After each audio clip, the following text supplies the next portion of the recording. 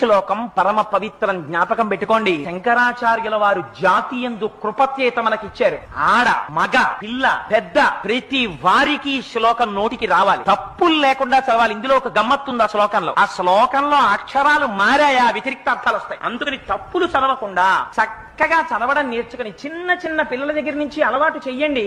స్నానం చెయ్యగానే ఒక్కసారి అమ్మవారి దగ్గరికి వెళ్ళి ఆ కట్టుకున్న తువ్వాలతోటో అందులో బాలవ భక్తికి అమ్మవారు పొంగిపోతుంది. కూర్చుని అమ్మా చరజ్యోత్స్న సుక్తాం శశయుత జటాజూటమకుటాం వరత్రా సత్రాన స్ఫటిక ఘుటికా పుస్తకరాం సకృన్నత్వా నత్వా కథమివ సతాం సన్నిదదతే మధుక్షీరద్రాక్షా మధురి మధురీణా ఫణితయః అని రోజు అది చదవడం నేర్పండి. మీరు 1,00,00,000 రూపాయలు ఇచ్చినప్పుడు మీ మనవడిని రక్షించుకున్న కన్నా ఈ ఒక్క శ్లోకాన్ని మీ మనవడికి మీరు నేర్పారా, వాడి జీవితాన్ని